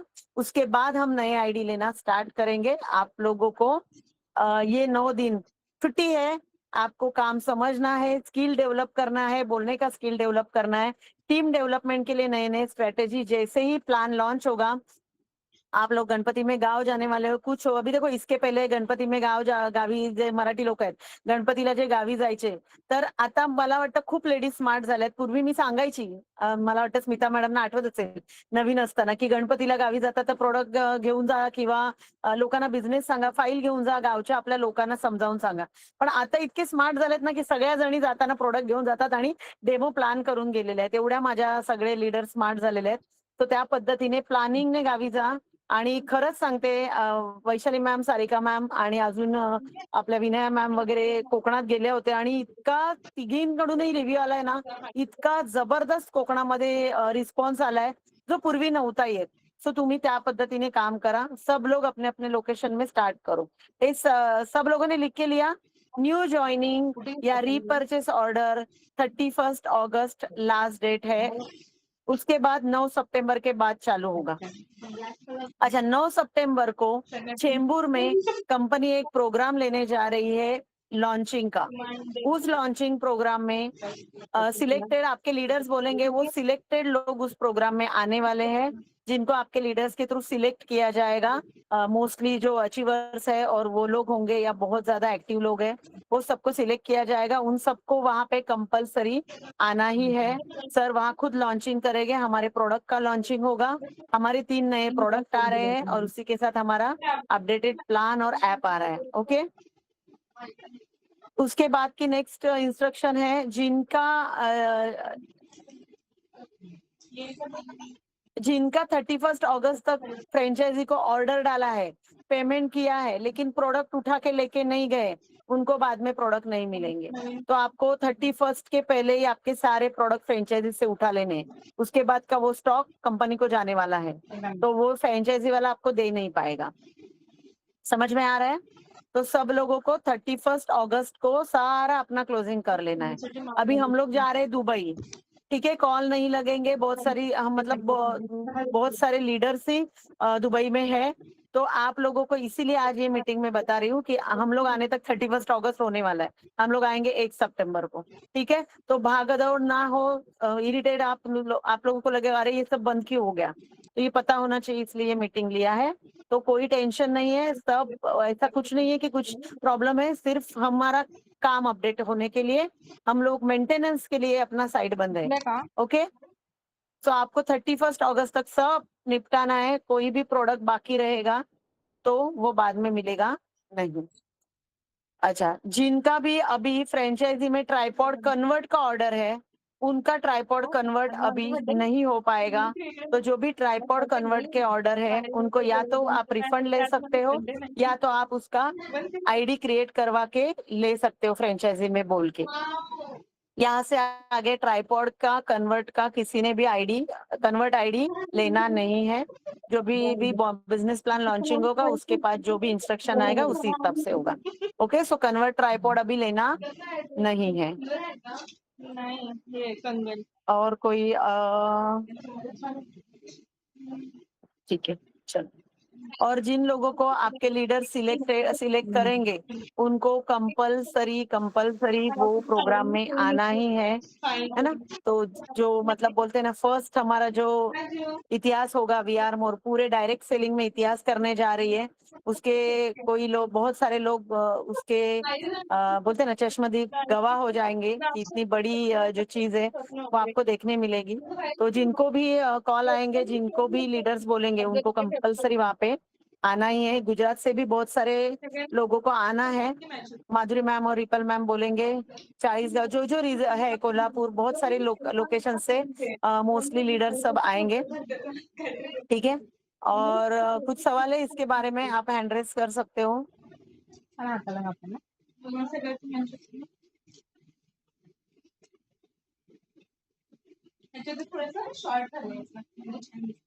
यस, वर्षा मैम बोलिए। हॅलो मॅम, ऍक्च्युली तुम्ही सांगितलं ना की ट्रायपॉडचं ते म्हणजे ऑलरेडी जर का आपण टाकलं असेल तर त्याचं ते पण त्याचे हे रिफंड मिळेल तुम्हाला. जर तुमचा सॉफ्टवेअर बंद झाल्यानंतर कन्वर्ट ट्रायपॉड असेल, एकतर रिफंड घेऊ शकता किंवा तुम्ही त्याचा आयडी क्रिएट करू शकता. पण मॅडम प्रोडक्ट घेतले असतील तर तरी सुद्धा रिफंड मिळू प्रोडक्ट शकतो. घेतले असेल तर त्याचा आयडी क्रिएट करून टाका ना, झाला काय प्रॉब्लेम आहे. आयडी बनवून मिळेल ना त्याचा, काय फुकट नाही जाणार. ठीक आहे, ठीक, ओके. सो या पद्धतीने करा. आणि खूप छान पद्धतीने मनी मॅनेजमेंट करा. प्रत्येकाने खरंच ठरवा. आणि दुसरी गोष्ट म्हणजे टीम वरती खरंच खर्च करा, जेणेकरून तुम्हाला खूप भरभरून त्याच्यातून मिळणार आहे. जर प्रत्येक जण म्हणजे मगाशी जसं मी बोलता विसरली की त्या पैशावर ना कुंडली मारून बसू नका. ते सगळे तुमचे नाही आहेत. मी खरं सांगते, नेटवर्क मार्केटिंग मध्ये सक्सेसफुल व्हायचं असेल ना, आणि जर तुमच्या डोक्यात असेल की आलेले 100% पैसे माझे आहेत, तर तुम्ही खूप खूप पुढे जाऊ शकणार नाहीत. कारण जरी तुम्हाला माहित नसेल ना, तरी पण हा रूल आहे की तुम्ही जर तुमच्या टीमवरती पैसे खर्च करत नाहीत आणि 100% तुम्हाला ठेवतात, तर खूप लॉंग जर्नीमध्ये तुम्ही खूप पुढे जाऊ शकत नाही. ओके, त्याच्यामुळे प्रत्येकाने ही गोष्ट लक्षात ठेवा. आणि जसं मॅडम म्हणाल्या की टीम डेव्हलपमेंटच्या खर्चामध्ये काय काय येतं, पर्सनल ग्रूमिंग येतं. परत तुम्ही त्या 25% मध्ये 5% पर्सनल ग्रूमिंगवर ठेवा. म्हणजे तुमचे हेअर्स, तुमचे फेशियल्स, तुमचे कपडे, तुमची चांगली बॅग. ऑफकोर्स मी तुम्हाला तेच सांगितलं, जसं की आज तुम्ही 500ची वापरताय, तर तुमचं स्टेटस अपडेट झालं ना, थोडा 1000, 1200, 1500च्या बॅगकडे या. मी असं नाही म्हणणार की आता तुम्ही 25-50 हजाराची बॅग घ्या. त्या लेवलला पोहोचल्यावर त्या घ्या. ठीक आहे, ब्लेझर तुमचे जे आहे ते कळतंय ना तुम्हाला की 1000 रुपयाच्या ब्लेझरचं मटेरियल कसं असतं, 2000च्याचं वेगळं असतं, 5000च्याचं वेगळं असतं, 10,000च्याचं वेगळं असतं. तर त्या पद्धतीने त्याच्यावरती तुम्ही एक ठेवा की बाबा 4 ऑक्टोबरचा प्रोग्राम आहे, तर मला एवढ्या बजेटचं घ्यायचंय, मला एवढा पेआउट आलाय, तर मला एवढं खर्च करायचा आहे, त्याच्यावरती तुम्हाला नाही करायचंय. सो 5% पर्सनल ग्रूमिंग, 10% जो आहे तो ऑफरवर, आणि उरलेले 10% कशाला, तर बघा जसं की 4 बेसिक ट्रेनिंग मॅडमनी सांगितल्या, तर काही हे लीडर्स लोकांना सांगतेय की जेव्हा तुमच्या टीम मधून लोक येणार आहेत, तर हा सुद्धा टीम डेव्हलपमेंटचाच खर्च झाला की एखादा DS1 आहे, तिथे आपण काही खाण्यापिण्याचे अरेंजमेंट्स करतो, बऱ्याच गोष्टी करतो, तर काही लीडर्स इनिशिएटिव्ह घेत आहेत, तर त्यामध्ये तुम्ही सुद्धा तुमच्या परीने ते करायचं आहे, जेणेकरून किंवा DS1 अरेंज करणं, स्वतःच्या लोकेशनमध्ये BOP अरेंज करणं, 4 बेसिक अरेंज करणं, हा सुद्धा टीमवर केलेला खर्च आहे. प्लस तुम्ही स्वतः LDP ला येणं, तुम्ही स्वतः वेगवेगळ्या ट्रेनिंगना जाणं, स्वतः स्किल शिकण्यासाठी वापरणं, हा सगळा सुद्धा टीम डेव्हलपमेंटचाच भाग झाला. तुम्ही आम्हाला बघता ना की आम्ही लोणावळा गेलो, आम्ही इथे गेलो, तर आम्हाला आज स्पीकरशिप केली तर आम्ही 20-20 हजार रुपये भरलेले आहेत. म्हणजे आतापर्यंत एज्युकेशन आणि ह्याच्यावरती जवळजवळ 3-3.5 लाखापेक्षा जास्त वेगवेगळ्या ह्याच्यावरती खर्च झालेला आहे. सो हा खर्च केल्याशिवाय या गोष्टी मिळणार नाहीये. ऑफकोर्स आता करावा लागणार आहे का? 535 घेणार त्याला करावा लागणार आहे का? नाही. पण ज्याला पुढे जाऊन मोठा इन्कम यायला लागेल आणि त्याला पुढच्या लेवलला जायचं असेल, बरोबर ना? म्हणजे आपण आपल्या एरियात नगरसेवक आहोत, आमदार झालं तर त्याचे काहीतरी क्रायटेरिया वेगळे असतील, त्याच्या पुढचा क्रायटेरिया काहीतरी वेगळा असेल, त्याच्या पुढचा क्रायटेरिया काहीतरी वेगळा असेल, है ना? पंतप्रधान बनायचं तर काहीतरी होतं ना नागरिकशास्त्र. हा, सो त्या पद्धतीने आहे. सो लोड घेऊ नका. फक्त आता सध्या जे लोक अगदी सुरुवातीचे आहेत त्यांनी फक्त मॅडमनी सांगितलेली मॅनेजमेंट लक्षात ठेवा. टीम सोबत असाल, टीमवर थोडा खर्च करा, छान नाश्ता, छान हे, किंवा एखादा अगदीच नवीन आहे ज्याला पे आउट येत नाही तर त्याचा एखाद्या वेळेस कधीतरी तुम्हाला DS1 चे पैसे भरायला लागू शकतात, किंवा 4 बेसिकला तुमची लोक येत आहेत आणि लिडर्सनी मॅनेज केलेत तर तुम्हाला तिथे थोडंसं भरायला येऊ शकतं. आणि मी आता ह्याचं एक उदाहरण सांगेन. स्मिता मॅडमना माहिती आहे की जेव्हा मी माझं इन्कम 1 लाख किंवा 1.25 लाखाच्या आसपास होतं, त्यावेळेला कंपनी LDP घ्यायची. आज तुम्हाला त्या LDP मध्ये प्रोडक्ट मिळत आहेत, तुम्ही पैसे भरताय आणि तुम्हाला प्रोडक्ट मिळत आहेत. पण तेव्हा LDP पेमेंट करायचं पण प्रोडक्ट वगैरे काहीच मिळत नव्हतं, पूर्ण पेमेंट करायचं होतं. आणि तेव्हा 2,000 रुपये होते ह्याचे LDPचे. आणि फक्त कंपनीने कॉल्स करून सांगितलं, आपल्या टीम मधून 30 लोक होती तेव्हा माझी, त्या 30 लोकांचे 2,000 प्रमाणे पैसे मानसी मॅडम तुम्हाला भरायचे, 60,000 रुपये. काय केलं असेल मानसी मॅडमने? तुम्ही असतात तर काय केलं असतं? टेन्शन मध्ये आला असतात, बाप रे मी का भरू 60,000 सगळ्यांचे? पण मी भरले. मी एका क्षणाचाही विचार न करता, सर्व टीम होती, 60,000 भरले. तेव्हा तर हे सगळं मनी मॅनेजमेंट एवढं म्हणजे नव्हते पण ठेवलेले, पण एवढं कळत होतं की आपल्याला जर समोरून सांगितलं जातंय तर हे आपलं काहीतरी चांगल्यासाठी असेल, आणि ते भरले. आणि आज ते 60,000 भरले. त्यातले किती लोक, त्या 30 लोकांनी काम केलं नाही केलं मला नाही माहिती. फक्त समोरून आलं, मी भरलं. सगळ्याच 30 लोकांनी काम नाही केलं, काही लोकांनी केलं. पण आज त्या 60,000वर एक शून्य लावायची ताकद, मी असं म्हणते की तेव्हा ते केलं म्हणून आता त्याच्यावर एक शून्य काय झालंय, वाढलंय. त्यामुळे पैसा डालोगे तो पैसा आएगा. जो जो कंजूसपणा करेल, लक्ष्मी वाढणार नाही, चमच्यानेच भरत राहील. त्यामुळे नको तिथे कंजूसपणा करू नका. जिथे गरजेचं आहे तिथेच करा. स्वतःसाठी खा, हेल्दी खा.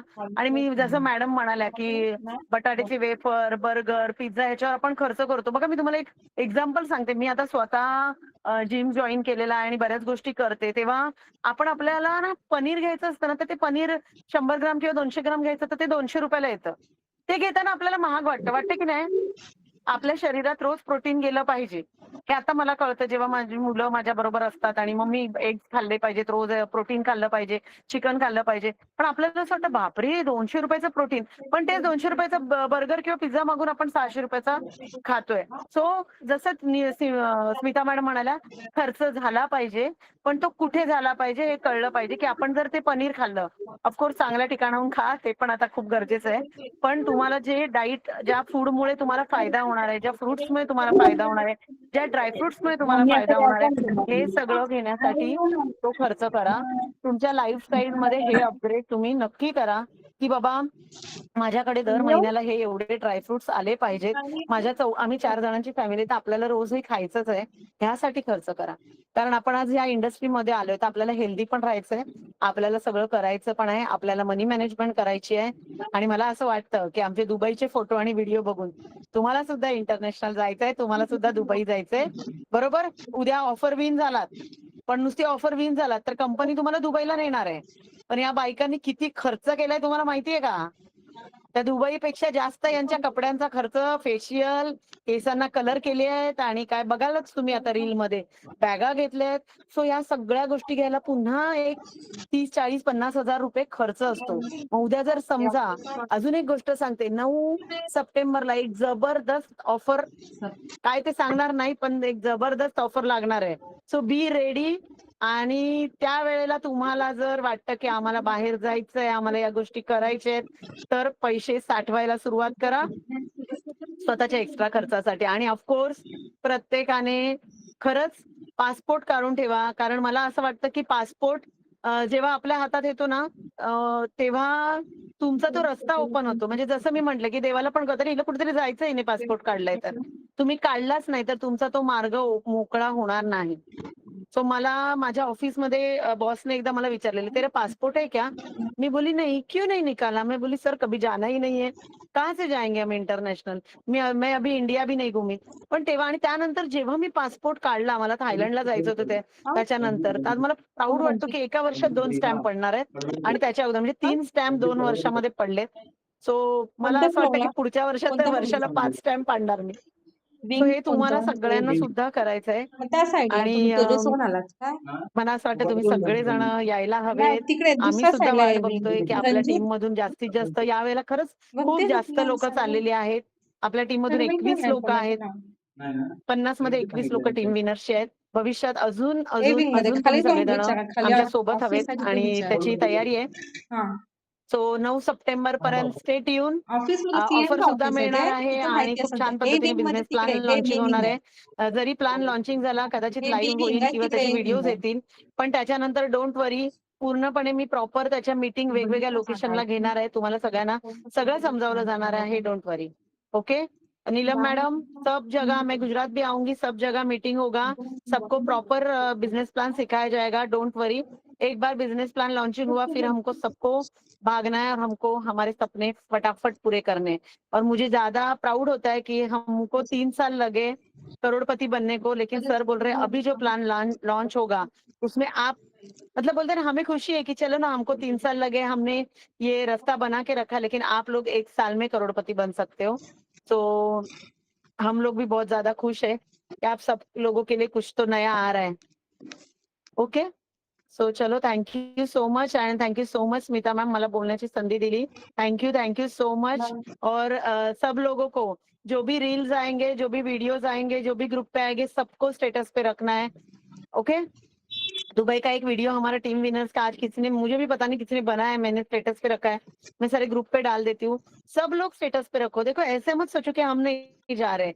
लोगों को पता चलना चाहिए कि हमारे कंपनी से फ्री में लोग इतने जा रहे हैं. तो अगर हम ये जा सकते हैं, आपको शायद कोई पूछेगा तू थोड़ी ना जा रही है, तो आप बोल सकते हो कि मैं भी जाऊंगी क्योंकि अभी मैं इस कंपनी से जुड़ी हूँ. मैं नहीं हूँ तो मैं भी कोशिश कर रही हूँ, तो मैं अगली बार पक्का जाऊंगी. और मेरी टीम जा रही है तो मुझे प्राउड है कि नहीं प्राउड? सबको प्राउड लग रहा है कि नहीं? Yes. Thank you so much everyone. Yes, ma'am. Yes. Yes, ma'am. Thank you so much. और येस बहुत मॅम. सारे लोगों ने पर्सनली भी विश किया है, कॉल किए Happy उसके journey, लिए ma'am. Thank you so much. Yes. Happy journey, madam. Happy journey, Happy ma'am. journey, Happy ma'am. journey to All all leaders. global leaders. Happy journey, ma'am. Happy journey. Happy Happy journey, all leaders. Happy journey, Inspector Mansi Happy madam. journey, all leaders. Happy journey, ma'am. Happy journey. Happy journey. जोरदार Happy journey, ma'am. Facebook और Insta, Facebook और WhatsApp hang हो जाना चाहिए. इतने comment like सब आना चाहिए, तब अपना पेज है ना बूस्ट होगा, अपनी कंपनी बूस्ट होगी, कंपनी बड़ी होगी. तो आप लोगों को ये सब फॉलो करना है. ठीक है. Happy journey, Mansi ma'am. Thank you. Happy journey, Yes, Mansi ma'am. I ma'am. promise. Happy journey, all leaders. Journey ma'am. Happy journey, promise ma'am. कर रहे हैं. कौन प्रॉमिस कर रहे हैं? Happy journey, madam. येस. मी कोण करते बोलला आहे भक्ती. प्रॉमिस? Happy journey, ma'am. हा काय प्रॉमिस करत